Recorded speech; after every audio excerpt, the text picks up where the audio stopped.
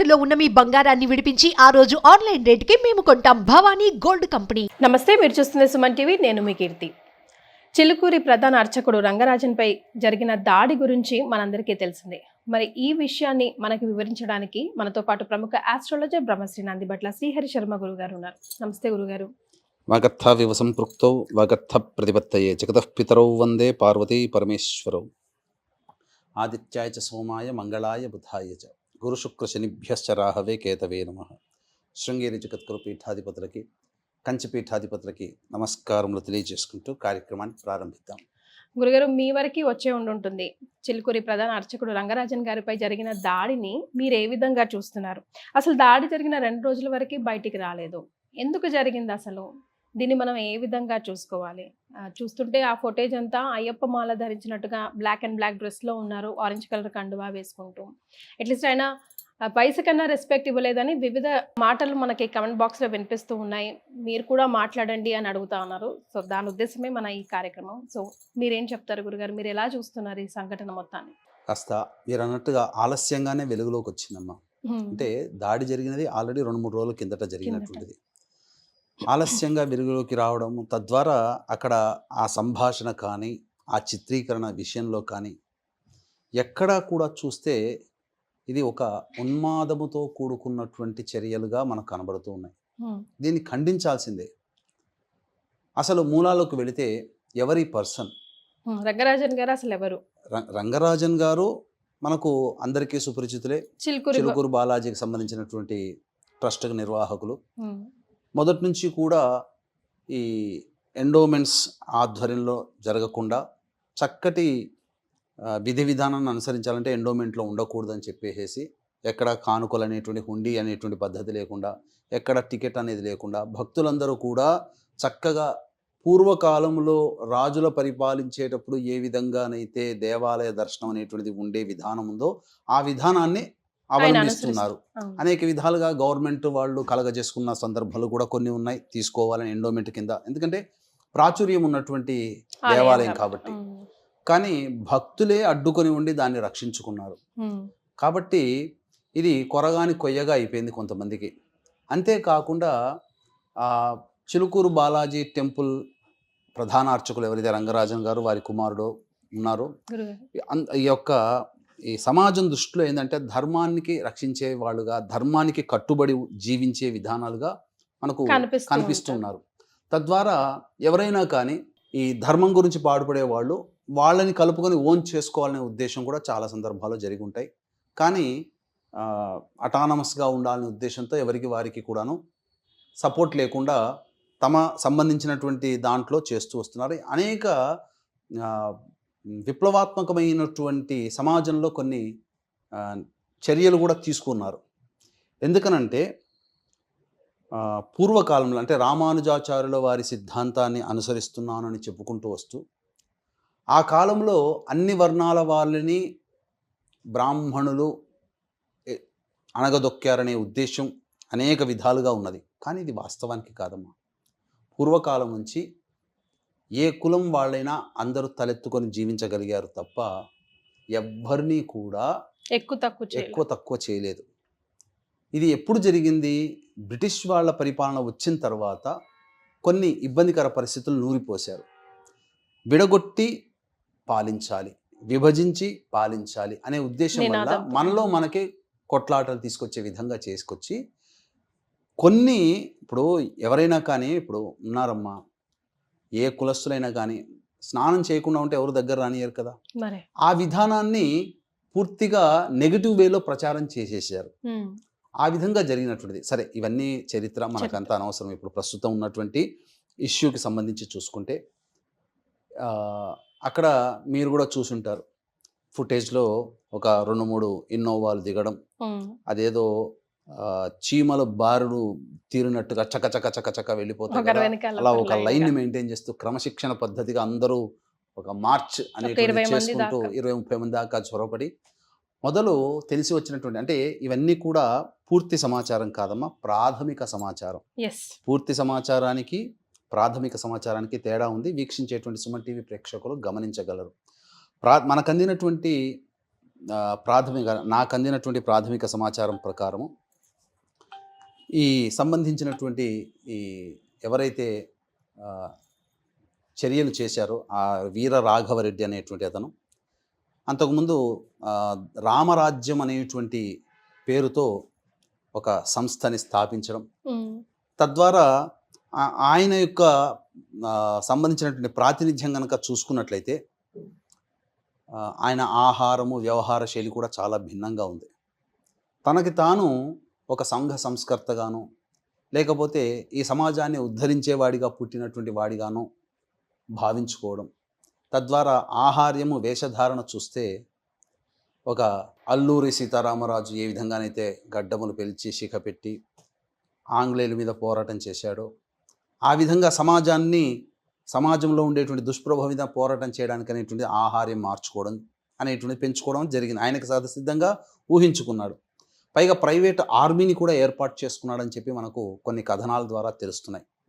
ఏంటనంటే సమాజంలో అధర్మం తరపున పోరాడాలి అనేటువంటి ఒక ఉద్దేశంతో ఈ విధంగా అతను ఒక మిలిటరీ వ్యవస్థ స్థాపించి 10వ తరగతి పాస్ అయినటువంటి వాళ్ళు 20 ఏళ్ల నుంచి 50 ఏళ్ల వరకు కూడా ఉన్నటువంటి వాళ్ళకి దరఖాస్తులు అనేటువంటి పెట్టాడు. నెలకి 20,000 జీతం, ఆహారము, వసతి అవన్నీ ఇస్తూ భారతదేశంలోనే కానీ ఎక్కడైనా కానీ పని చేయాలి అనేటువంటి ఉత్సాహం ఉన్నటువంటి వాళ్ళ నుంచి దరఖాస్తులు.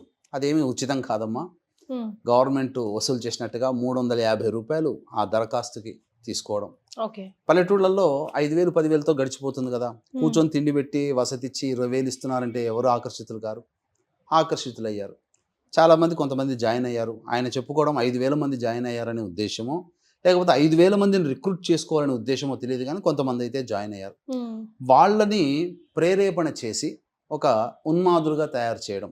అంటే ఒక విధంగా చెప్పాలి అని అంటే సంఘంలో మార్పు తీసుకురావాలనేటువంటి ఒక ఉద్దేశం కనుక ఉంటే అండ్ లా అండ్ ఆర్డర్ని గౌరవిస్తూ లా అండ్ ఆర్డర్ పరిధిలో మనం ఉద్యమాలు చేసుకుంటూ ప్రజలలో చైతన్యం తీసుకొని వస్తే కనుక మీరు అన్నట్టుగా చక్కగా ఉండేది. కానీ ఇక్కడ ప్రజా చైతన్యం కంటే తన స్వప్రయోజనమే, తన యొక్క పేరు ప్రఖ్యాతులు పెరగడం కోసమే ఉద్దేశంతోనే తను అనుకున్నదే నిజము. ఎందుకంటే నాకు ఇతని యొక్క మాట వ్యవహార శైలి ఆయన సంబంధించినటువంటి వీడియోలో కనుక చూసినట్లయితే ఎక్కడో ఒక 5 సంవత్సరాల క్రిందట కులములకు సంబంధించినటువంటి ఒక వీడియో అనేటువంటిది చూశాను. అందులో చాలా చక్కగానే వ్యవహరించాడన్నట్టు అనిపించింది అప్పట్లో. ఎందుకనంటే కులములలో ఉన్నవన్నీ కూడా ఇప్పుడు ఈ మధ్య వచ్చినవి అసలు అందరికీ కులానికి అందరికీ ఆద్యులందరూ కూడా మహర్షులే, కాకపోతే విధి విధానాలు అనుసరించి వాళ్ళు మారారు. ఇలా ఒక్కొక్క కులములో ఉన్నటువంటి ఒక్కొక్క ఋషిని గురించి కూడా తెలియచేశాడు. ఆ ఋషులందరినీ కూడా మనం పూజిస్తున్నాం. ఆ కులానికి ఆద్యులైనటువంటి ఋషులను కూడా చెప్పడం జరిగింది.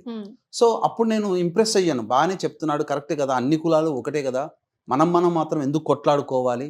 ఎవ్వరు ఏ కులము మీద ప్రతి కులము ఒక కులం మీద ఒక్కొక్క కులం ఆధారపడి ఉంది. చర్మకారుడు చెప్పు లేకపోతే కాళ్ళకు చెప్పు లేకపోతే పాడైపోతాయి అమ్మా కాళ్ళు. రైతు పండించకపోతే భోజనం దొరకదమ్మా. ఉన్నత వర్గాల వారే చేస్తున్నారా? కష్టపడి పనిచేసే వర్గము అలాగే ఈ కష్టపడి పని చేసినటువంటి వాళ్ళ యొక్క శ్రమని సరైనటువంటి విధానంలో పెట్టేటువంటి మేధావి వర్గము, ఈ మేధావి వర్గము కష్టపడే వారిని రక్షించే వర్గము, ఈ కష్టపడి పనిచేసినటువంటి ద్వారా వచ్చినటువంటి ఉత్పత్తులకి మళ్ళీ తిరిగి వాళ్ళకి న్యాయ మార్గంలో డబ్బుని అమ్మకాల ద్వారా జరిపించే డబ్బుని అందించేటువంటి ఒక వర్గం. ఇలా 4 వర్ణాల వారు ఏర్పడ్డారు. 4 వర్ణాల వారు ఆ రోజు అందులో అందరూ సంతోషంగా ఉన్నారు. మా కులము ఈ కులం అని చెప్పి ఏ పురాణాల్లో చెప్పబడి ఉంది? ఒక మాట చెప్పండి. కడజాతి వాళ్ళని చెప్పేసి ఇబ్బంది పెట్టిన వాళ్ళు ఉన్నారా? ఉన్నత వర్గాల వాళ్ళని చెప్పి నెత్తిన పెట్టుకున్న వాళ్ళు ఉన్నారా? అన్ని కులాల్లో బ్రహ్మజ్ఞానం పొందిన వాళ్ళు లేరా? గొప్ప వర్గాల్లో బ్రాహ్మణ క్షత్రియ వైశ్య అని చెప్పుకునేటువంటి వర్ణాల్లో పూర్తిగా ఆచార వ్యవహారాలను మంటగలిపి ఛాందసులుగా చండాలుగా జీవించిన వాళ్ళు లేరా? అలాగే మనం ఈనాడు చెప్పుకున్నటువంటి నిమ్న వర్గాల వారని చెప్పేసి వాళ్ళల్లో గొప్ప ఉన్నతోత్తము లేరా? ఏ వర్గం పనికి చేయకపోయినా ఏదైనా అంతేనమ్మా, శరీరమే. అందుకనే అక్కడ పురుష సూక్తంలో విరాట్ పురుషుడు అయినటువంటి ఆ నారాయణుడి యొక్క సంబంధించినటువంటి దేహం నుంచి అన్ని వర్ణాల వాళ్ళు వచ్చారని చెప్పారు. కాబట్టి ఏ అంగం, ఇప్పుడు మన శరీరంలో కాళ్ళు లేకపోతే మనం సరిగ్గా ఉరగగలమా, నడవగలమా? కళ్ళు లేకపోతే చూడగలమా? నాలుక లేకపోతే చెప్పగలమా?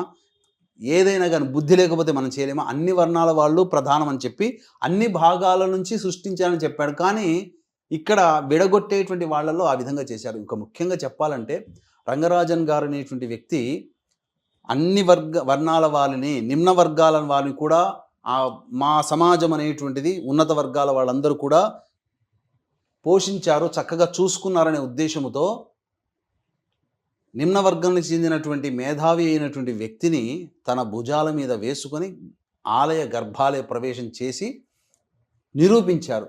ఇంకొక విషయం చెప్పమంటారా, ఏ వ్యక్తినైతే అతను రంగరాజన్ గారు భుజాల మీద వేసుకున్నారో ఈ రోజున ఆ వ్యక్తి భుజాన వేసుకున్నాడు కదా, ఆ వ్యక్తి అందరి చేత గౌరవింపబడుతూ పూజింపబడుతున్నాడు. శ్రీ శ్రీ శ్రీ ఆదిత్య పరాశ్రీ గారే.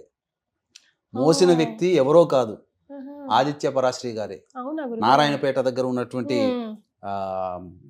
ముగ్గురమ్మల దేవాలయం ఉంది కదా, సుమన్ టీవీ దాంట్లో కూడా చాలా కార్యక్రమాలు చేశారు, ఎంతో సుపరిచితులు. వారు కూడా బ్రహ్మజ్ఞానం పొందిన వారే. వారి యొక్క మంచి విషయాలు చూస్తే అసలు ఎంత గొప్ప జ్ఞానం ఉన్నదని చెప్పి, పురాణాల పట్ల శాస్త్రాల పట్ల ఎంత జ్ఞానం ఉందని చెప్పి. అయితే ఇక్కడ ఎందుకు చెప్తున్నానంటే, అసలు ఆజ్యం ఈ దాడికి ఎక్కడ పడింది అంటారు? ఎందుకు పడింది అని అంటే, ఈయన ఒక రామరాజ్యం అనే పేరుతో ఒక ప్రైవేట్ సైన్యాన్ని ఏర్పరచుకొని భారతదేశం మొత్తం కూడాను తను విప్లవాత్మకమైన మార్పులు తీసుకురావాలి అంటే, అతనిలో ఒక కోణం మాత్రం మెచ్చుకోవచ్చు. మన ధర్మాన్ని నాశనం చేస్తున్నటువంటి వాళ్ళని ఎందుకు ఉపేక్షించాలనేటువంటి ఒక దృఢ సంకల్పం, పోరాట పటిమ ఉంది. కానీ అది తప్పుదారి పట్టిందమ్మా. ఎందుకనంటే తనకి పేరు రావాలంటే ఇప్పుడు ఒక్కడు పని చేసుకోలేడు కదా, అందరి సహాయ సహకారాలు కావాలి కదా. అందుకని పేరొందినటువంటి వ్యక్తులు కూడా తనల్ని అనుసరిస్తున్నారు, తనల్ని అనుకరిస్తున్నారు, తనల్ని ఆమోదిస్తున్నారు, తనకి ఒక అభిమానులుగా ఉన్నారని చెప్పుకున్నారనుకోండి, అప్పుడు అతని యొక్క ఇమేజ్ పెరుగుతుంది కదా. అందుకని ఎవరు ఉన్నారని చెప్పి చిలుకూరు బాలాజీ ట్రస్ట్ నిర్వాహకులైనటువంటి వాళ్ళని ఫోన్ చేసి చెప్పడం జరిగింది. నిర్బంధంగా తోసిపుచ్చాడు. అంతకుముందు కారణం ఏంటంటే, ఈ యొక్క ఆలయంలో జరుగుతున్నటువంటి అక్రమాలకి సంబంధించినటువంటి కోర్టులో పిటిషన్ వేశాడు. ఈయన నువ్వెవడి రా కోర్టులో పిటిషన్ వేయడానికి, కోర్టును నమ్ముకుంటే వస్తుందా, నా మార్గంలోకి రా, నేను నిరూపిస్తాను, నేను కోర్టును కూడా అడిగేటువంటిది అని చెప్పి ఇప్పుడు ఎట్లా ఉంటుందంటేనమ్మా, కొంత పురాణాలను అవపోసన పట్టిన తర్వాత అప్పుడు ఏంటంటే ఆ భావజాలాన్ని చెప్పుకుంటూ అందులో ఉన్నటువంటి, ఇప్పుడు ఖురాన్లో మంచి చెప్పి ఉంది, చెడు చెప్పబడి ఉంది. బైబిల్ని చూసుకొని మంచిగా ఆచరించే వాళ్ళు ఉన్నారు, దాన్ని చూసుకొని చెడుగా ఆచరించే వాళ్ళు ఉన్నారు. అలాగే ఈ గీతలో ఉన్నటువంటి మంచిదనాన్ని కాకుండా దానికి వ్యతిరేకమైనటువంటి భావాన్ని ఈ సంబంధించినటువంటి వీరరాఘవరెడ్డి అవలంబించడం ద్వారా ఆయనని అడిగితే కాదన్నందుకు కోపంతో ఇగో పెట్టుకొని ఎలాగైనా కానీ నయానా భయానా చెప్పిన వినలేదని చెప్పి ఇక చేతులతో పని చెప్దామని చెప్పి వచ్చాడు. రావడం అటాక్ చేయడము, ఒక రకంగా చెప్పాలంటే ఇది హేయమైన చర్య అని చెప్పవచ్చునమ్మా. ఎందుకనంటే సమాజం ఏమీ ఇది ఆమోదించదు ఇటువంటి చర్యని. ఎవరైతే చేశారో వాళ్ళందరినీ కూడా ఖచ్చితంగా శిక్షించాల్సింది. ఎందుకంటే ఒక వ్యక్తిని అక్కడ కూర్చోబెట్టి చేసినటువంటి విధానం ఏంటమ్మా, ఒక దేవాలయానికి సంబంధించినటువంటి ప్రధాన అర్చకులు, దేవుని సేవకుడు, ఆ దేవుణ్ణి నువ్వు వస్తే నువ్వు నమ్ముకున్నటువంటి దేవుడు ధనుర్బాణాలు పట్టుకొని వచ్చి రక్షిస్తాడా అని చెప్పి దేవుణ్ణి అపహాస్యం చేశాడు. ఎంతటి దౌర్భాగ్యమైనటువంటి చర్యమ్మ అది. అంతేకాకుండా ఆయనని కూర్చోపెట్టినటువంటి విధానం కూడా, ఇతనేమో కుర్చీలో కూర్చుంటాడా, టేబుల్లో కూర్చుంటాడా, చక్కగా సంధ్యావందనాది క్రియలు చేసుకుంటూ సమాజాన్ని ఉద్ధరిస్తూ దేవునికి అత్యంత ప్రీతిపాత్రుడిగా ఉంటూ తన యొక్క బ్రాహ్మణ సంబంధించిన సమాజంలో జన్మించినట్టుగాను బ్రాహ్మణ కర్తవ్యాన్ని నిర్వహించుకుంటూ సమాజాన్ని ఉద్ధరిస్తూ ఉన్నటువంటి యోగ్యుడైనటువంటి రంగరాజన్ గారిని అలా కూర్చోపెట్టి, ఆయన ఇంట్లో ఒక దోషిగా కూర్చోపెట్టి ఆయన చేత కంటతడి పెట్టించి నా తప్పు అని చెప్పి భయాన నయాన బలవంతంగా ఒప్పించి ఆ వీడియో తీసి తన యొక్క గొప్పతనాన్ని చూపించుకొని ఆ వీడియోని తన వాళ్ళ చేతనే తీయించి తన వాళ్ళ ద్వారానే ఆ వీడియో విడుదల చేశాడు. ఇది ఎంతటి దౌర్భాగ్యం. ఎందుకనంటే ఈ విధంగా చేస్తే వెంబడే వచ్చి పోలీసులకి చెప్పుకుంటాడనో లేకపోతే భయపడిపోయి మళ్ళీ మన దగ్గరకు వస్తాడనే ఉద్దేశంతో వేచి చూశాడు. 2-3 రోజుల వరకు కూడాను స్పందించకపోయేసరికి అప్పుడు ఈ వీడియో విడుదల చేయడం జరిగింది. ఇది చాలా దుర్మార్గమైనటువంటి చర్య అమ్మ. కాబట్టి ఇది ఖచ్చితంగా అటువంటి వాళ్ళకి శిక్ష అనేది దానికంటే కూడా కూర్చోపెట్టి మంచి మార్గాన్ని ఉపదేశించి అతని మానవత్వం వైపు మరలించి అతనిలో ఉన్నటువంటి ఆవేశాన్ని ధర్మ మార్గం వైపు పయనింపచేసి ధర్మానికి రక్షకుడుగా ఉండే విధంగా ఉంటే మంచిదే. అంటే తనకి తాను ఆ వేషధారణ చూసి అల్లూరు సీతారామరాజుగా ఊహించుకుంటున్నాడు. ఎందుకంటే అల్లూరు సీతారామరాజు గారు కూడా అక్కడే జన్మించి ఉన్నాడు. అనపర్తి మండలం కొప్పవరపు గ్రామం అయినది. కొవ్వూరు వీరరాఘవరెడ్డి ఈ సంబంధించినటువంటి అల్లూరు సీతారామరాజు గారు కూడా అక్కడే జన్మించి ఉన్నారు, అన్నపర్తి మండలం చుట్టుపక్కలలోనే. కాబట్టి ఆయన అంశగా నేనని చెప్పి భవిష్యత్తులో చెప్పుకోవడానికి ఆ విధమైన వేషధారణ చేసుకుంటాడేమో. ఎందుకంటే అల్లూరి సీతారామరాజు యొక్క వేషధారణ కూడా ఈ యొక్క సంబంధించినటువంటి విష్ణు ఊర్ధ్వపుండము పెట్టుకోవడము, అలాగే ఇంకా ధనుర్బాణాలు ఒక్కడే పట్టుకొని రాలేదు, సంతోషించాలి అంతే తప్ప. లేకపోతే ఆ విధంగా కాషాయం అని అంటే అది నల్లని వస్త్రములు ధరించడం అనంటే ఒక నిరసన. అలాగే వాటి మీద కాషాయం అని అంటే ధర్మాన్ని రక్షిస్తుంది, అధర్మానికి నిరసన తెలిపే విధంగా ఉండే విధంగా ఆయన ఆ ప్రైవేట్ సైన్యానికి ఆ విధంగా ఇచ్చాడు. కానీ ఈ ప్రైవేట్ సైన్యం అనేటువంటిది అంత మంచిగా బహుశా నేను అనుకోవడం ఏంటంటే చిరంజీవి గారితో సినిమా వచ్చింది ఠాగూర్ సినిమా. ఆ సినిమాని ఉత్ప్రేరకంగా తీసుకొని ఆ విధంగా సైన్యాన్ని తయారు చేసుకుంటున్నాడేమో. అది సినిమాలో చూడ్డానికి బాగుంటుంది. ఆ విధంగా తన యొక్క మనుషులందరినీ అన్ని డిపార్ట్మెంట్లో పెట్టుకోవడం అనేటువంటిది అది సినిమా చూడడానికి బాగుంటుంది. కానీ దానిని ఇన్స్పిరేషన్గా చేసుకుని రామరాజ్యం అనేటువంటి దాన్ని స్థాపించి, కాకపోతే ఆయన ప్రసంగాలు కూడా కొన్ని విన్నానమ్మా. విన్నప్పుడు ఏంటనంటే ఆయనలో ఆవేశపూరితంగా కొంచెం ఇన్స్పైరింగ్ గానే ఉన్నాయి. ఇది ఒకటి రాంగ్ చర్యగా, ఇది మాత్రము ఏ మాత్రము డైరెక్ట్ మ్యాన్ హ్యాండ్లింగ్ ఒక రకంగా భయమేనమ్మా. ఒక రకంగా మనిషిని ఇప్పుడు ఇంతమంది రావడాల్సిన అవసరం ఉంది. ఇప్పుడు నీకు నిజంగా గనక ఆయనలో వచ్చి మాట్లాడాలి అంటే ముఖాముఖిగా ఇప్పుడు మీరు నేను కూర్చున్నట్టుగా కూర్చొని మాట్లాడి వెళ్ళిపోవచ్చుగా. అసలు అంతమందిని తీసుకురావాల్సినటువంటి అవసరం ఏమున్నది? ఒక భయాన్ని సృష్టించడానికే కదా. తద్వారా ఏం సమాజానికి ఏం మెసేజ్ ఇవ్వాలని అనుకుంటున్నాడు ఆయన, ఆ వీరరాఘవరెడ్డి అనేటువంటి వ్యక్తి. కాబట్టి వయసులో ఉన్నాడేమో, చిన్నవాడేమో, 40 ఏళ్ళు ఉంటాయేమో, 50 ఏళ్ళ మధ్యలో ఉంటాయేమో. కాబట్టి తను అనుకున్నదే కరెక్ట్ అనుకొని ఇప్పుడు ఎందుకనంటే అసలు పురాణాలు, అసలు భాగవతాలు, అసలు మూలమైనటువంటి రామాయణము భారతంలో ఉన్నటువంటి విషయాన్ని పక్కకు పెట్టి ఇలాంటి వాళ్ళే భావజాలం తనే అనుకున్నదో ఆ విధంగా అనుకున్న వాళ్ళు ముద్రించినటువంటి భారత రామాయణాల వల్లనే సమాజంలో కొన్ని అపప్రదలను వచ్చాయి. అసలు అందుకనే ఏదైనా అసలుది చదవాలి. ఈ విధంగా ఇతని యొక్క చర్య మాత్రం ఏమాత్రం ఆమోదయోగ్యం కాదమ్మా. ఖచ్చితంగా శిక్ష పడాల్సిందే. బయటికి వచ్చి రంగరాజన్ గారికి క్షమాపణలు చెప్పవలసిందే. ఎందుకనంటే ఆయన న్యాయ పోరాటము ధర్మ మార్గంలో అవలంబిస్తున్నాడు ఖచ్చితంగా. కాబట్టి ధర్మ మార్గంలో ఉన్నటువంటి వ్యక్తిని అధర్మము ఎంతసేపు కూడాను పట్టుకోలేదు. ఎప్పటికోప్పుడు అధర్మం ఓడిపోవాల్సిందే కడదారికి ఖచ్చితంగా. కాబట్టి ఇకనైనా కానీ ఇప్పుడు ఏంటనంటే ఖచ్చితంగా వీక్షించేటువంటి ప్రేక్షకులు అందరూ కూడా సంబంధించి ఇటువంటి చర్యని హిందువులంతా కూడాను ఏకమై ఉండాలి. ధర్మాన్ని రక్షించే వాళ్ళు ఎవరో తెలుసుకోవాలి. ఈయన వెనక ఏదో శక్తులు ఉంటేనే తప్ప ధర్మంగా పోరాడేటువంటి న్యాయ పోరాటాన్ని చేస్తున్నటువంటి వ్యక్తిని అన్యాయంగా న్యాయం పోరాటం ఆపి మా పక్షాన రా పోరాడు మనుషుల్ని. ఎందుకనంటే ఇప్పుడు టార్గెట్ చేస్తున్నటువంటి అతని మాటల్లో ఏంటనంటే అర్చకులు, పురోహితులు వీళ్ళందరూ కూడా తప్పు చేస్తున్నారు, మీ అందరి దగ్గరికి వచ్చే వాళ్ళందరిలో ఎవరినైనా నాకు ఒక్కని పంపించండి అని మాట్లాడాడు. ఏమని? ధర్మం కోసం పోరాటేవాడిని ఎవరైనా వెతకండి వెతకండి వెతకండి, నాకు ఆ ఒక్కడు కనబడితే ఆ ఒక్కడిని నాకు అప్పగించండి, నేను ఒక వీరునిలాగా తయారు చేస్తాను అంటే మొత్తం ఈ ఆంధ్రప్రదేశ్ తెలంగాణ మొత్తంలో ఉన్నటువంటి దాదాపు సుమారు 40-50 వేల దేవాలయాలు ఉండి ఉంటాయేమో. వాళ్ళందరి నుంచి ఆ సైన్యాన్ని ఆయన తెచ్చుకోవాలి. అసలు నెలకి 20,000 ఇవ్వగలిగేటువంటి శక్తి ఆయనకుందా అది గమనించుకోవాలి ఆయనకి. అంతేకాకుండా ఇంత సైన్యాన్ని ఏర్పరిచినప్పుడు అంత శక్తి ఎక్కడి నుంచి వస్తుంది, దాని మూలాలు ఆ డబ్బు ఎక్కడి నుంచి వస్తుంది? ఒక సాధారణమైనటువంటి వ్యక్తికి 2 ఎంప్లాయ్మెంట్ పెట్టుకొని నడిపించేటువంటి అంటేనే చేతులు సరిపోవట్లేదు, సంపాదన సరిపోవట్లేదు. 5,000 మంది ఇంటూ 20,000 అన్నప్పుడు 5×10 అంటే నెలకి 100 కోట్లు ఎక్కడి నుంచి పట్టుకొస్తాడమ్మా? అంత నెలకి 100 కోట్లు పెట్టి పోషించగలిగేటువంటి శక్తి ఉన్నటువంటి వ్యక్తికి ఇవన్నీ కూడా సమంజసమా? ఎక్కడి నుంచి వస్తున్నాయి ఈ డబ్బంతా?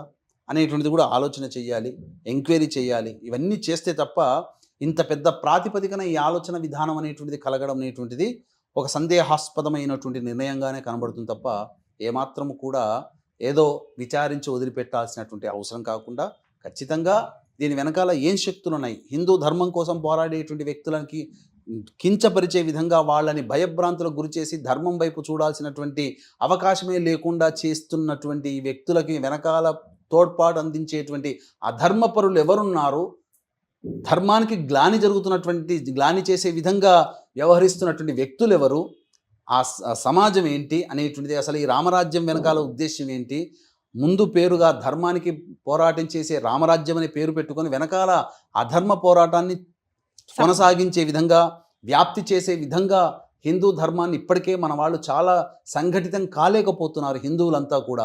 హిందువులంతా సంఘటితం అయితే అప్పుడు ధర్మం గెలుస్తుంది.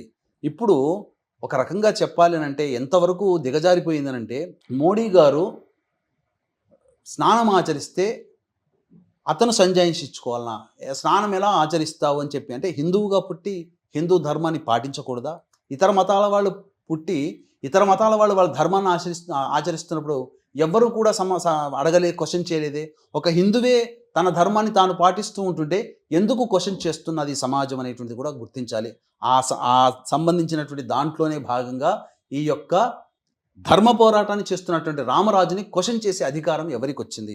రంగరాజన్ గారిని, ఈ రామరాజ్యం వ్యవస్థాపకులైనటువంటి రాఘవరెడ్డి. కాబట్టి ఇదంతా కూడా ఏదో సందేహాస్పదంగా ఉన్నటువంటిది. కాబట్టి మనం అందరం కూడా దీని గురించి కొంత ఆలోచన చేయాల్సినటువంటిదే. కాబట్టి ప్రేక్షకులు కూడా రంగరాజన్ గారిని సమర్థించాలి, అటువంటి వ్యక్తులకి శిక్ష పడే విధంగా చూడాలి.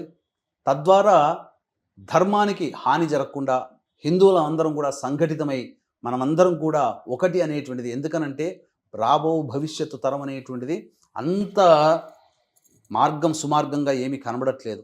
కాబట్టి హిందువులమంటూ చెప్పుకోగలిగేటువంటి దేశం ఏదైనా ఉందంటే మనం నివసిస్తున్నటువంటి భారతదేశం.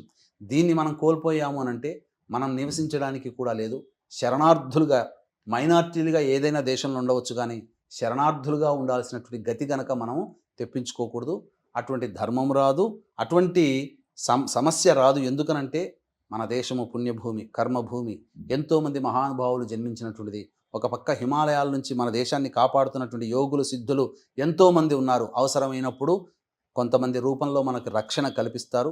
ఆ ధైర్యంతో ఉండకుండా మనవంతు కర్తవ్యాన్ని మనం చేసుకుంటూ, మన ధర్మాన్ని మనం పాటిస్తూ, మన వాళ్ళకి ఎవరైనా ఇబ్బంది కలుగుతున్నప్పుడు అందరం కూడా సంఘటితం అవ్వాలి. పక్కవాడికి జరుగుతుంది కదా, వాడికి అలాగే కావాలిలే అని చెప్పి ఊరుకోకుండా, మనవాడు మనకు అతనికి సమస్య ఎదురైనప్పుడు ఎదురుగా చూసుకోవాలి. కానీ ఒక సమాజం నుంచి ఒక వ్యక్తికి సమస్య ఎదురైనప్పుడు మనమందరం కూడా సంఘటితమై అతని పక్షాన నిలబడాలనేటువంటిది విషయాన్ని తెలియచేయడం జరుగుతుంది. చాలా సంతోషం గురుగారు, ధన్యవాదాలు. సర్వం శ్రీ ఉమామహేశ్వర పరబ్రహ్మార్పణమస్తు.